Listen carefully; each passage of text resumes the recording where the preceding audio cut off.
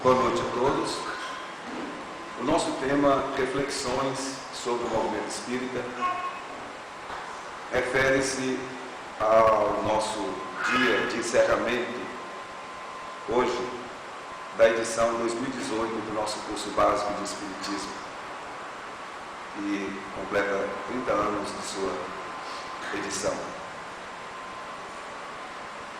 E estamos justamente fazendo reflexões, muitas reflexões.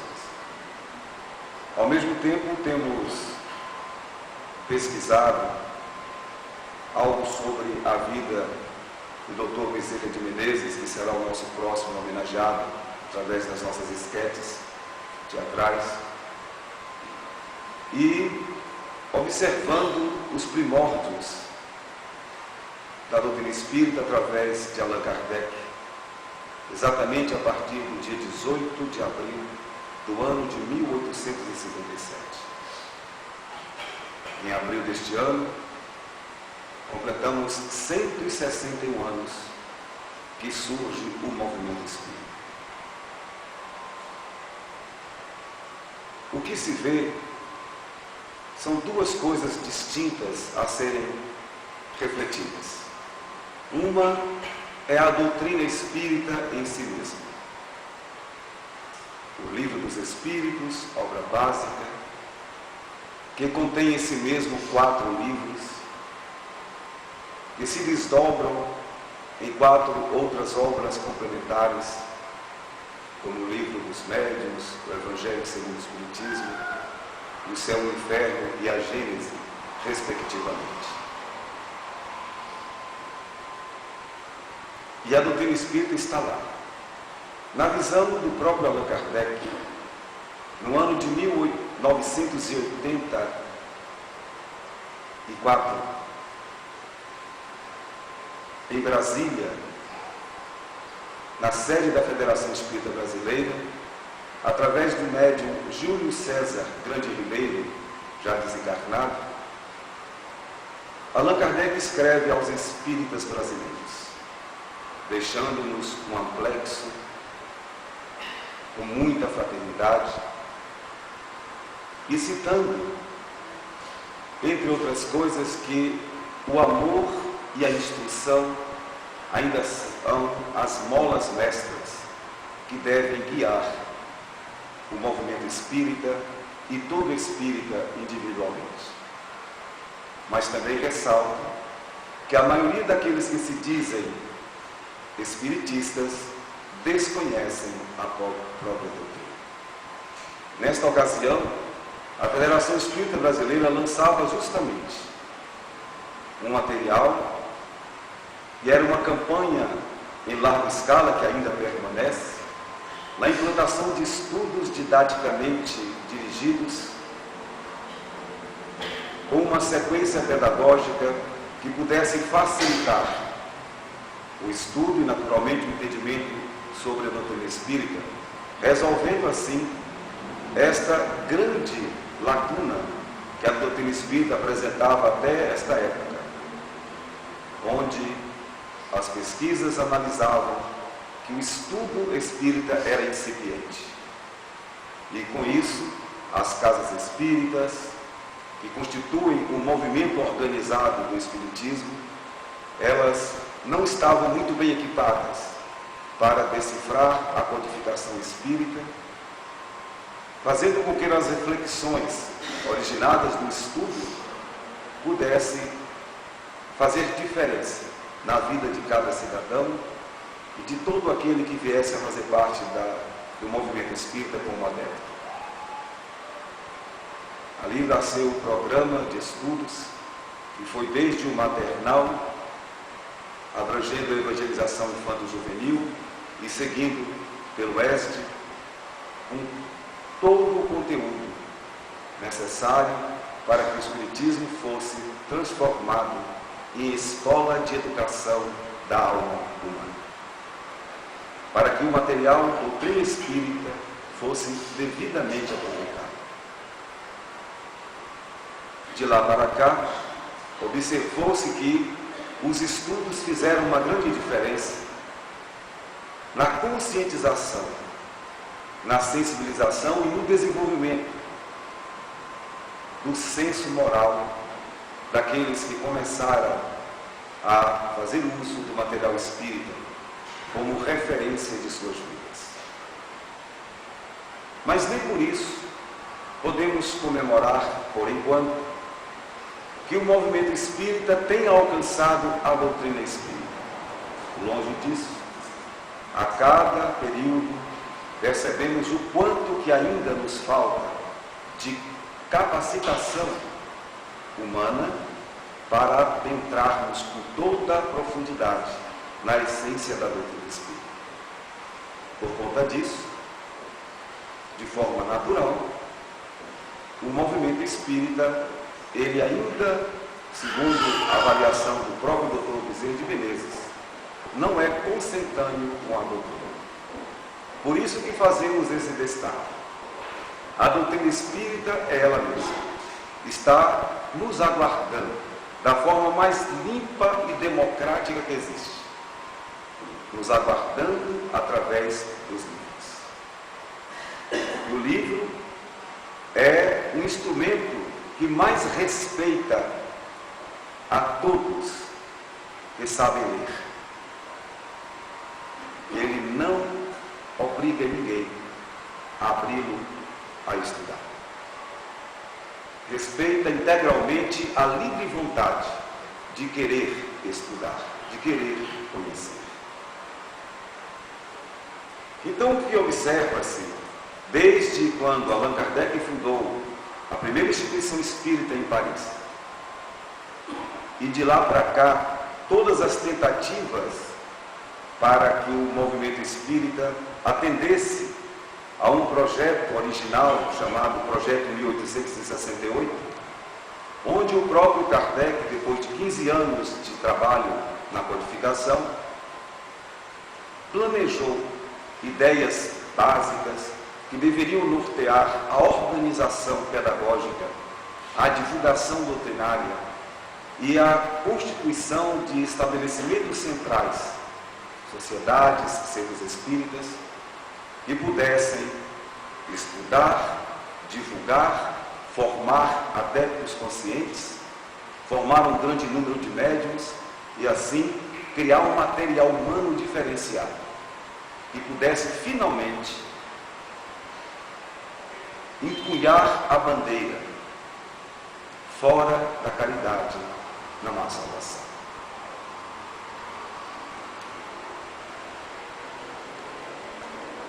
Observamos ao longo dessas reflexões e desses estudos, em 61 anos de doutrina espírita, que muitas são as crises do próprio movimento espírita. E devemos nos lembrar, a doutrina espírita não tem crise, mas o movimento espírita vive em crise. Ficamos profundamente reflexivos e até temerosos quando observamos as dificuldades dos primeiros cristãos espíritas, como Bezerra de Menezes, Wittenberg e tantos outros como Elias Barbosa, quando tentaram organizar um movimento federativo respaldando o estudo num período em que o Brasil ainda era império. A Federação Espírita no Rio de Janeiro, então, capital do Brasil, surgiu em janeiro do ano de 1800. E quando?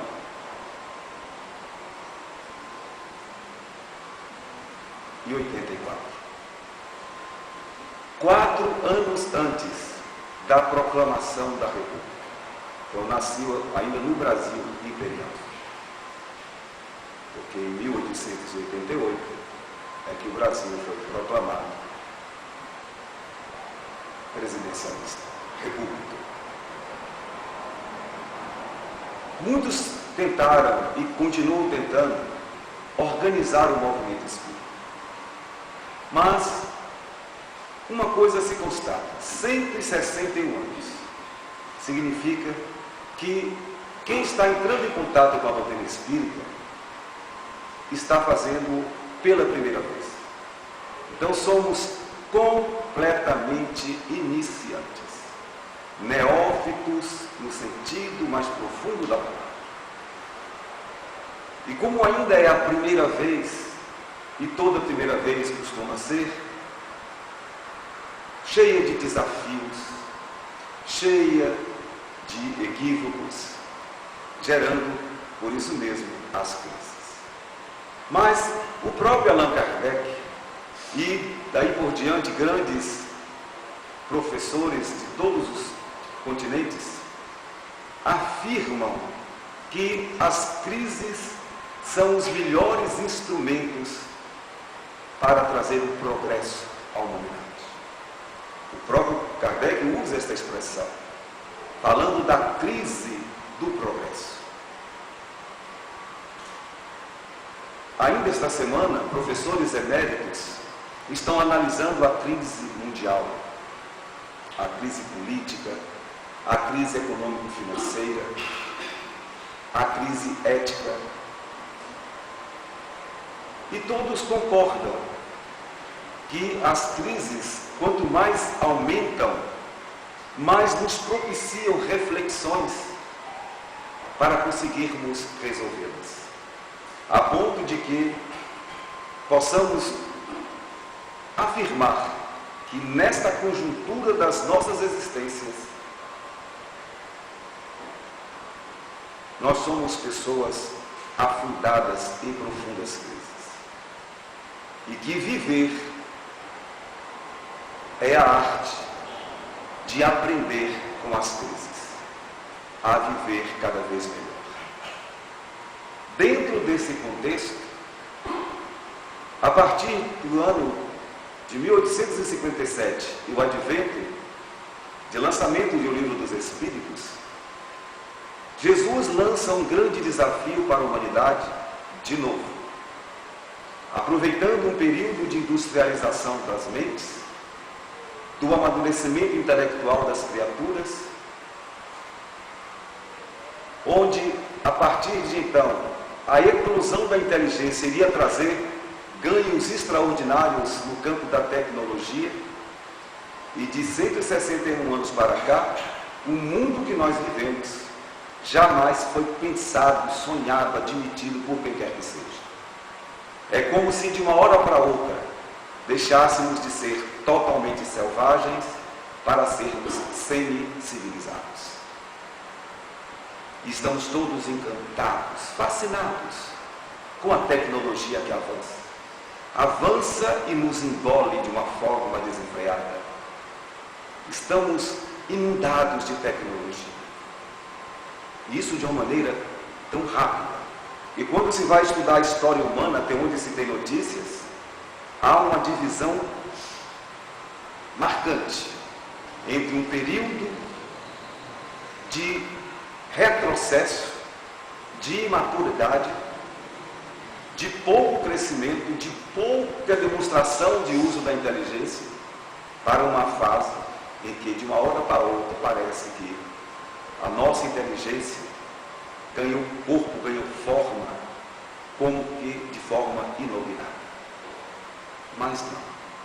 É o processo da evolução, as tentativas, as inúmeras crises que nos trouxeram o desenvolvimento da inteligência. Mas Allan Kardec analisa, dizendo que nesses dias atuais, já fazendo uma projeção do futuro próximo, a grande crise nossa seria moral. Estaríamos num domínio completo da nossa capacidade intelectual. Tem pessoas que atingem mais de 200 pontos de utilização do coeficiente de inteligência com a maior facilidade. Porém, ainda sem a percepção de que é no amor que haveremos de encontrar a solução para todas as crises existentes. E aí o Espiritismo agora está assim, ainda desorganizado, naturalmente desorganizado, porque somos pessoas diferentes, graças a Deus. Uma das coisas extraordinárias que a gente aprende quando estuda Deus e o Espírito, que são os primeiros temas estudados pela doutrina espírita, passamos a ter uma certeza grandiosa de que não só somos princípios inteligentes criados por Deus, fadados à perfeição, mas somos totalmente únicos. E o tempo de maturação no senso moral que tivemos até aqui ainda não nos deu esta ideia completa. Para que a gente possa, ao encontrar com quem quer que seja, em pequeno ou em grande número, já com a certeza de que cada um é um ser diferente. Joana de Ângeles, brilhantemente, através de Divaldo Franco, nos põe a pensar sobre a alteridade, as diferenças. E hoje vivemos um período em que se fala muito dos preconceitos. Preconceitos de todos os tipos, possíveis e imagináveis, demonstrando o quanto que nós estamos atrasados do ponto de vista moral, de não aceitar o outro como ele é. Mas aí entra a reflexão. Então quer dizer que devemos aceitar tudo que os outros fazem, todas as escolhas que o livre-arbítrio concedido por Deus faculta a cada um? Sim e não. Vamos voltar ao apóstolo Paulo, que, vivendo esse momento de maturidade, refletindo sobre o que aprendera com o Cristo, e disse: tudo me é lícito, mas nem tudo me convém. Somos heterogêneos. Jesus ainda reforça, dizendo: que seja a tua palavra sim, sim, não, não. Então, todas as vezes que nós dissermos sim, nós vamos estar agradando a uns e desagradando a outros. E quando estivermos dizendo não, da mesma forma. Uns vão se sentir bem com não, outros vão se revoltar. E é com isso que a gente tem que lidar. Nas reflexões mais voltadas para o nosso projeto, que foi apresentado há 30 anos nesta casa, um projeto de previsão de encerramento didático para 35 anos, estamos chegando à fase conclusiva, nós percebemos que a cada 10 anos, e depois nós vamos observar espíritas já desencarnados reforçando isto, e observamos na prática, que a cada década o movimento espírita passa por uma revolução. É como a gente estivesse mexendo aquele dominó, revirando as peças para procurar depois encaixar cada uma. Reviravoltas acontecem a cada década. Essa instituição que tem 30 anos está vivendo a sua terceira reviravolta. E fomos buscar informações na lida por várias instituições, centenas delas, e observa-se a mesma coisa. Há um ciclo de 10 anos para encerrar-se um período e para forçar o renascimento de um outro período. Então o movimento espírita, ele é heterogêneo, graças a Deus. Não vamos esperar que cada casa espírita seja uniformizada nos mesmos padrões. Não. É inteiramente possível.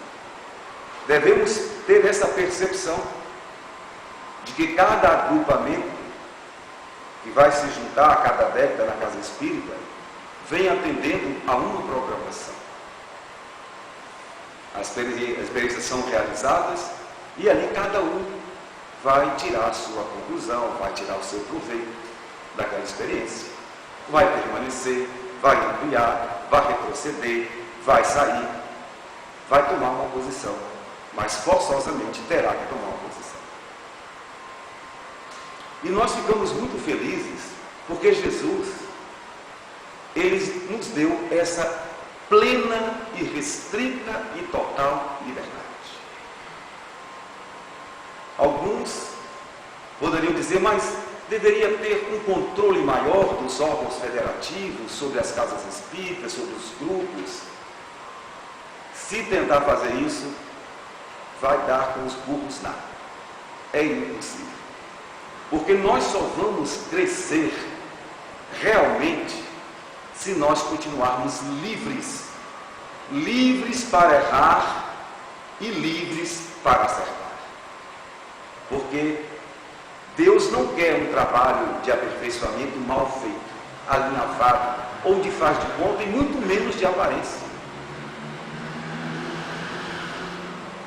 Jesus, certamente, o grande líder desse planeta, não quer que as representações cristãs vivam de aparência. Cada um tem que ser o que é. Mas uma coisa, nesta reflexão, a gente deve registrar. Deveremos amadurecer de tal modo sobre estas questões da diferença, da liberdade, da crise, do erro, do acerto, que mesmo não concordando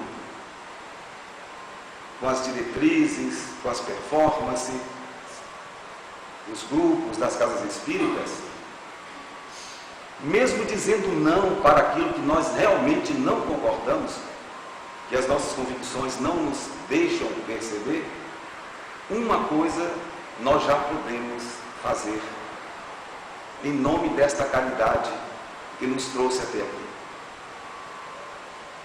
Não precisamos maltratar o outro.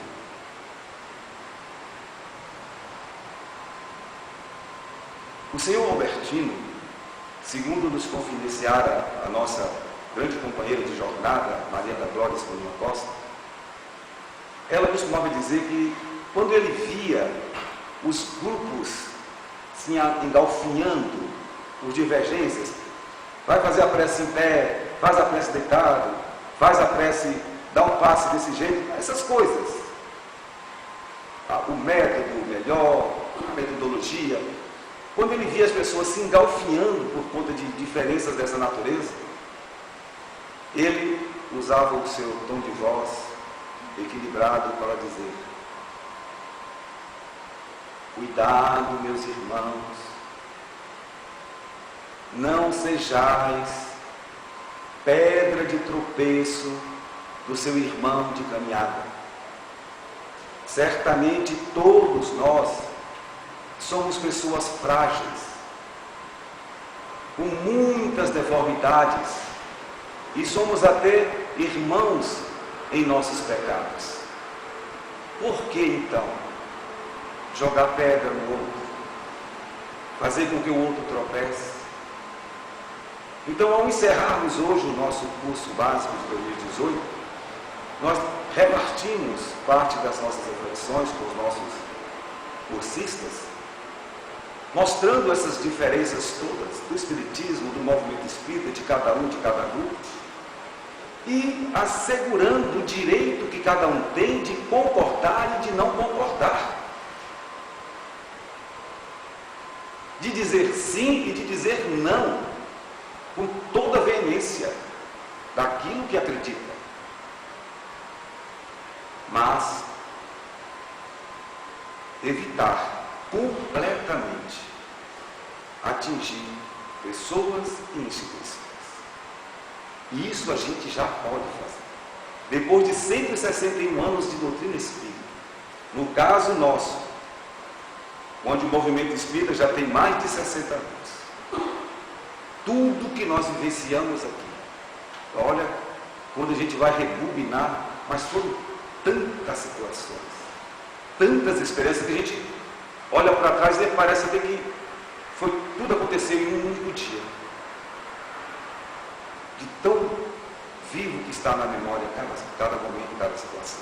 Cada reunião de assembleia, cada reunião de diretoria, tudo que aconteceu. Aí fica o legado. Amadurecemos, já que é a primeira vez que estamos entrando em contato com essa doutrina de um nível altíssimo de nobreza. Nós, como iniciantes, caminhamos um pouco, estamos mais maduros, estamos mais conscientes do que seja a caridade ensinada por Jesus. Já estamos alegres quando a gente consegue perdoar alguém que nos tem ofendido. Ficamos felizes em renunciarmos algo de nós para alegrar a vida de outrem. O amor ao próximo é um tema que nos empolga. A vontade de servir, sem olhar a quem, sem perguntar até quando, faz parte da nossa boa vontade. Porque o papel da doutrina espírita, com as experiências que nós vamos fazer, todas elas reais, absolutamente reais, é fazer com que a gente chegue a um nível de autoconscientização. E aí nós não vamos ter outra preocupação na prática de caridade, a não ser aquela de se melhorar a cada dia. Aí o crivo do senso moral a que me refiro será cristalino, equilibrado, se a gente já consegue todos os dias uma nova oportunidade que a vida nos dá de cada dia e pensarmos assim: quem sou eu? Que tipo de cristão eu tenho sido? Será que o que eu programei realizar nesta reencarnação, eu estou conseguindo fazer? Porque dentro do planejamento reencarnatório, que é um dos princípios filosóficos mais brilhantes que a doutrina espírita nos apresenta, sabe-se que ninguém reencarnou para matar, para roubar, para suicidar, para mentir. Todos os planos reencarnatórios que fizemos cuidadosamente com os espíritos especializados visavam que a cada passo, que a cada palavra, que a cada ação, nós iríamos agregar um valor novo e melhor para as nossas vidas. Comprometidos com a certeza de que teremos que voltar à pátria mãe. E deveremos voltar com a consciência tranquila de que fizemos o melhor. Porém, é como dizia o senhor Edson Meirelles, um companheiro de jornada também dos primeiros dias aqui do Brumado, do nosso movimento, com aquele mesmo tom que o senhor Albertino usava, ele dava o seu conselho para o grupo, lá no início dos trabalhos no Centro Espírita de Grande Luz.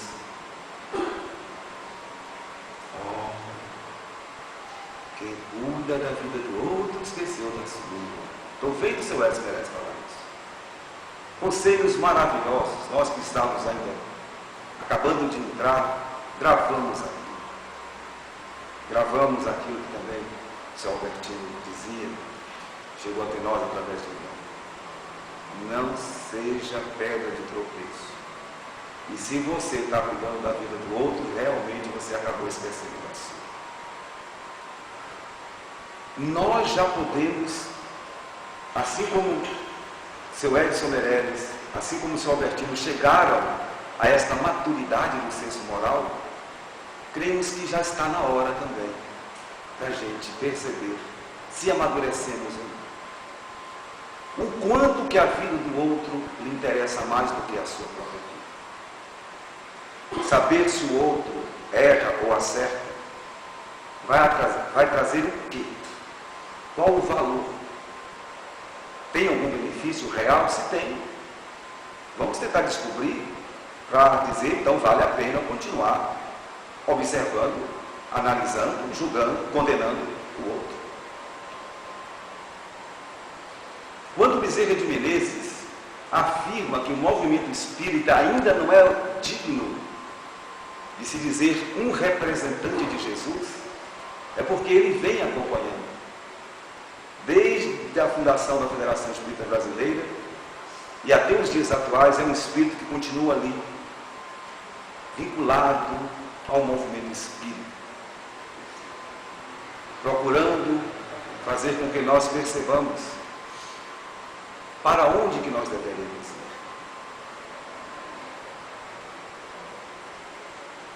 Ficamos felizes, porque de qualquer forma, como dizia Shakespeare, nenhum gesto de amor passa em vão. E temos convicção de que em muitos momentos nossos, nós tivemos o coração sensibilizado com a boa intenção de que nós queríamos fazer o mundo. Nesse caso, é preferível que pequemos por excesso de zelo. Temos a certeza de que as energias construídas ao longo desses 60 e poucos anos do movimento espírita de Brumado, elas foram recheadas de suor, de lágrima, de sacrifícios individuais, onde cada um carrega a sua cruz, a distância que consegue carregar,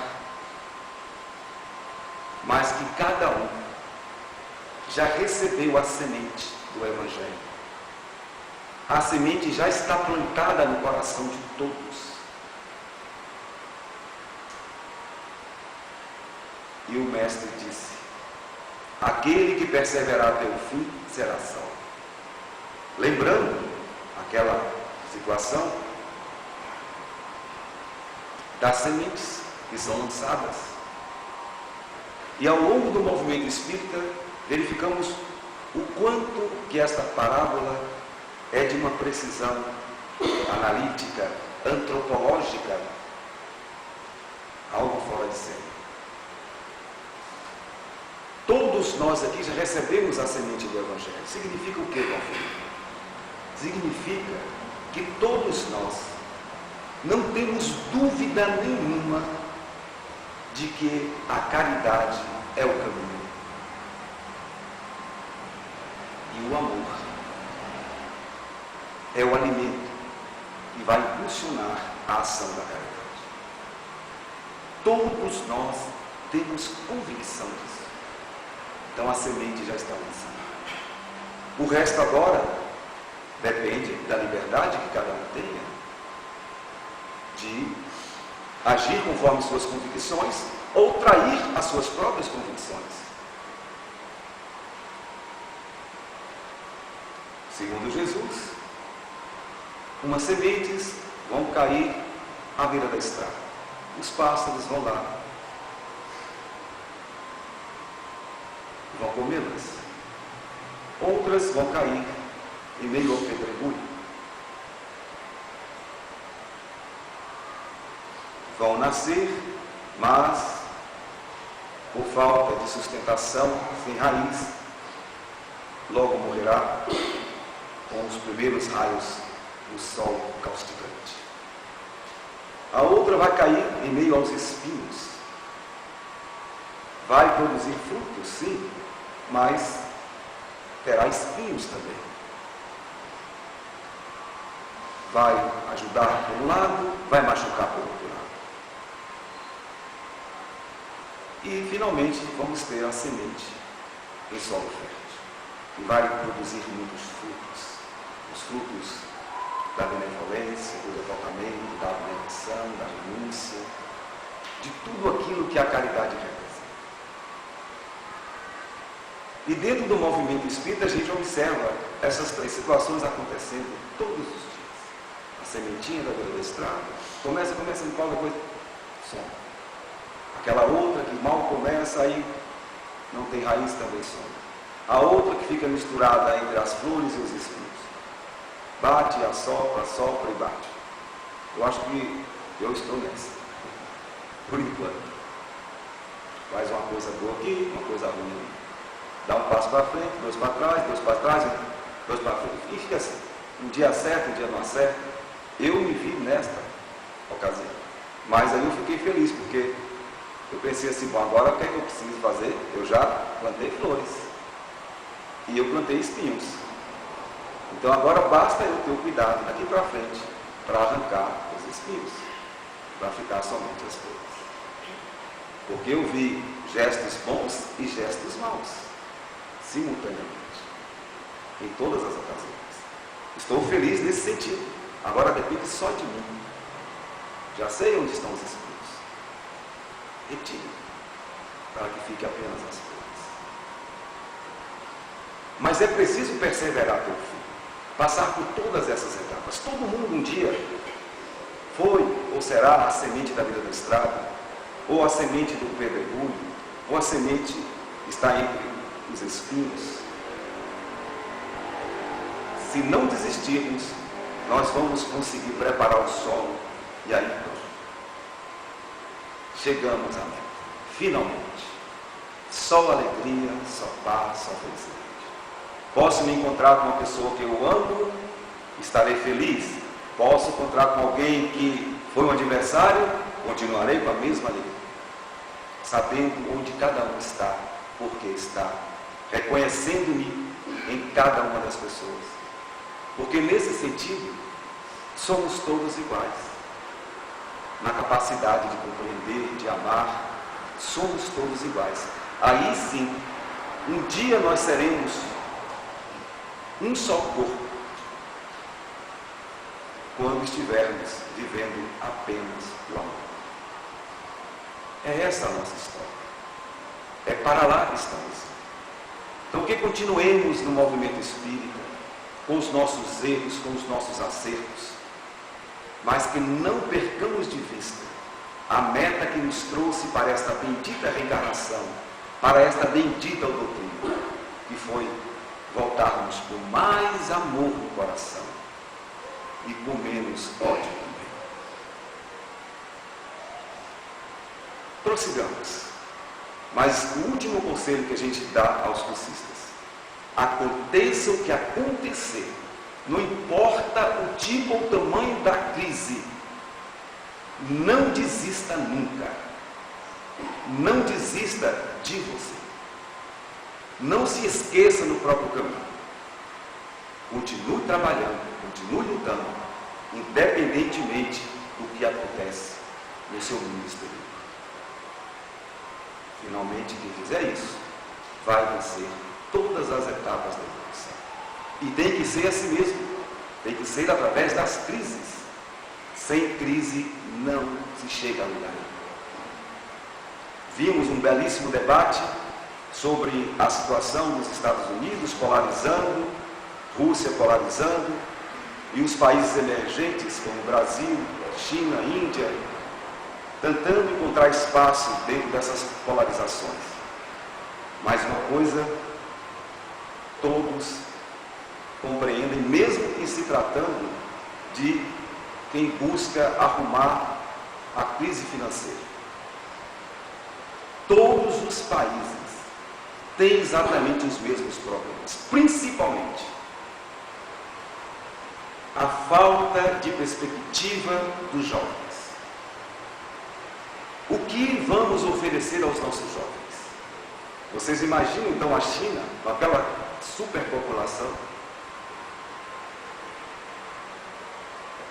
O governo chinês tem que arranjar emprego a cada ano para um número de jovens que equivale à população inteira da França.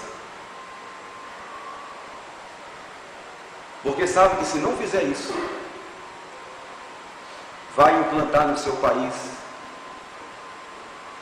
a decepção do coração juvenil, que poderá ir para o suicídio, para a automutilação, como está acontecendo com a drogadição em quase todos os países. Então o Brasil também vive este drama. Onde colocaremos os nossos jovens? Cadê a perspectiva? Então isto faz parte do programa mundial de oferecer recursos para que todos tenham uma vida digna.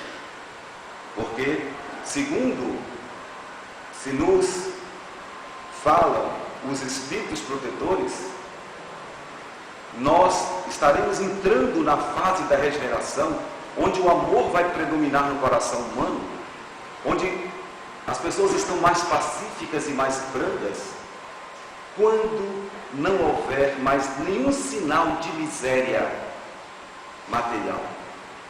Porque entre as caridades, esta é a mais fácil de se fazer. Quando todas as nações priorizarem como meta não ficar passiva, nenhuma nação que assista um semelhante seu morrer de fome. Quando isso acontecer, um programa mundial para que ninguém morra de fome, seja quem for, um grande homem, um homem nem tão grande assim, mas que ninguém morra de inanição. Esta é a caridade mundial, que é o dever de todos os grandes líderes e de todos nós individualmente.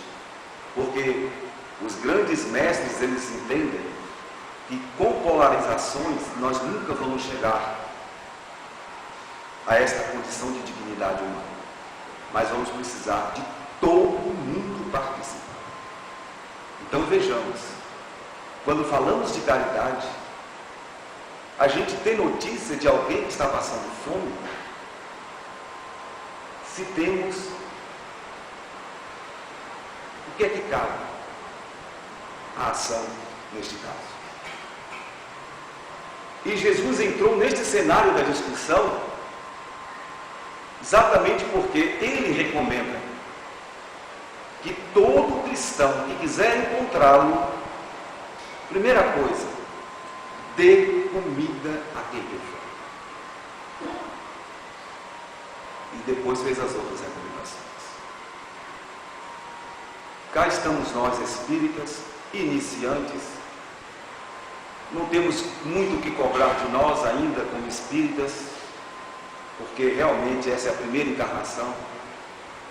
Estamos mesmo muito distantes desta doutrina, mas não tão distantes assim, que possamos alimentar a ideia de que não temos recursos intelectuais e recursos morais para sermos cada vez mais próximos do ideal.